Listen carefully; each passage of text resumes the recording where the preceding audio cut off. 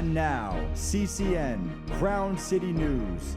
Your news, your neighborhood starts right now.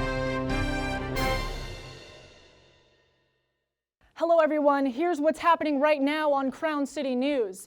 A man is dead after opening fire at the Temple City Sheriff's Station. He had stopped by to register as a sex offender, then ran when officers approached him. Police closed off Temple City streets following a gun battle that happened in the parking lot of the Temple City Sheriff's Station.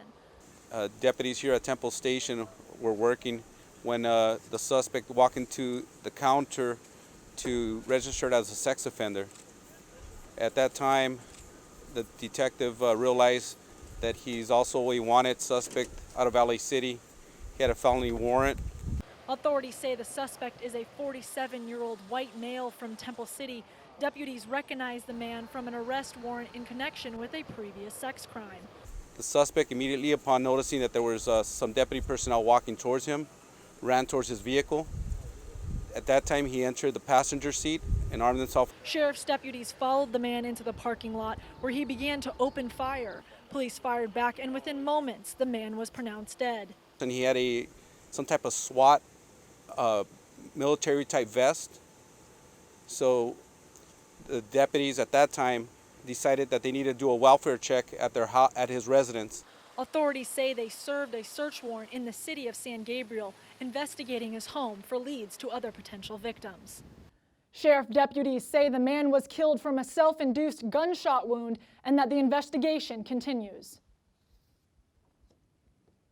The FBI teamed up with Pasadena police Friday morning to announce a reward, the release of surveillance video, and to also ask the public's help in finding the person they say threw an improvised explosive device, or IED, into the Cheesecake Factory restaurant in Pasadena.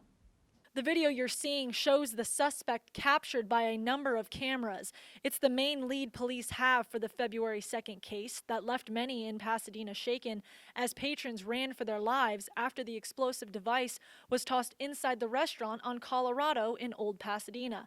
Investigators offered a $20,000 reward in exchange for any information leading to the suspect's arrest. Pasadena police have released the sketch of a man they say is responsible for a double homicide in early January. They're asking for the public's help in finding the suspect. Police say they took several witness statements and drew this composite sketch of the man they say killed two others in what authorities suspect was a gang battle. The shooting happened in the 100 block of Claremont Street close to midnight on January 6th. Investigators ask anyone with information on the case to call police at 626-744-4241 or report information anonymously at lacrimestoppers.org, keyword Pasadena. He spent more than half his life in jail for murder, but now 62-year-old Andrew Wilson is a free man after his lawyers proved he was wrongfully convicted during a recent hearing. Wilson was convicted of the stabbing murder of Christopher Hansen in 1986. Wilson requests the help of the Loyola's Law School Los Angeles Project for the Innocents in 2015. Students and attorneys spent 2 years conducting interviews and drafting court filings to prove information was withheld by the prosecutor in the original case.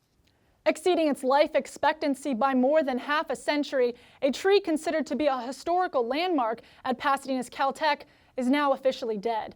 But as students study the mighty oak, it remains kind of a giving tree on the campus. It's huge. I mean, it's old. Caltech is known as a world-renowned science and engineering institute, but a tree standing in the center of its campus is a historical symbol. So it was very much the focal point. In fact, it also served as an early emblem of the Throop University in the early days of Caltech. The Engelmann oak dates back to the early 16th century. It's 400 years old, so that's kind of like when Galileo was around, you know, and so that's kind of significant in terms of just like longevity. The tree was here long before Caltech existed, long before the city of Pasadena existed, before the Spanish conquest of California. John Onderdonk is Caltech's Director of Sustainability.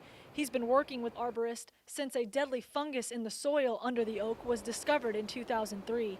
Weakened by the fungus, intense storms and surging temperatures have caused serious damage to the tree. Yeah, the supports you see on the tree were a part of our effort to help the tree along in its advanced age. we've gone to great lengths, if you will, to try and preserve it and keep it a part of Caltech. Their efforts would ultimately fail, and local nature lovers are sad for the loss. It's terrible. Yeah, I mean, I wish there was something that they could do. Onderdonk says the tree will be dissected, and a campus geology and planetary science group will study parts of the mighty oak as it starts to decay. The timber may be dead, but students here continue to discover its history, making it a sort of giving tree. We really don't know what the stories are until we actually dissect it and look closely at the tree, but I'm anticipating that it'll be worthwhile, and it will provide some good information for us. Wood from the majestic oak is expected to give insight into the last 400 years of the area's history. Onderdonk says the tree will continue to give long after it's gone. Officials in Pasadena want residents' help as they put together a new public transit plan.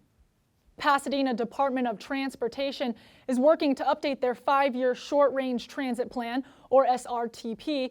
The plan puts into place funding and policy goals for public bus services, including Pasadena Transit and Pasadena Dial-A-Ride. 3 general workshops take place Tuesday, March 26th at 5:30 at the Villa Park Community Center, Saturday, April 1st at 1:30 at the Victory Park Recreation Center, and Tuesday, April 4th at 5:30 at the Jackie Robertson Community Center. Youth can give their input at 5:30 Wednesday, April 5th at the Renaissance Plaza Center, and seniors and those with disabilities can also give their input April 8th at 1:30 at the Villa Park Community Center. The public is invited to all sessions. You can find more information at pasadenatransit.net. Hundreds flocked to Pasadena Saturday, March 18th to celebrate the 35th annual Black History Parade. The legendary parade was canceled back in February due to stormy weather. Dozens of marching bands, city officials, and local celebrities participated in the parade, honoring African American history and culture. The 2-mile parade began at Charles White Park in Altadena, headed south on Fair Oaks Avenue, and ended at Robinson Park, where a post-parade festival took place. That's it for this show. Thanks to the Crown City News team for their great work. Catch more stories on our website, crowncitynews.com. I'm Alexis Walker. For all of us here, thanks for watching. See you next time.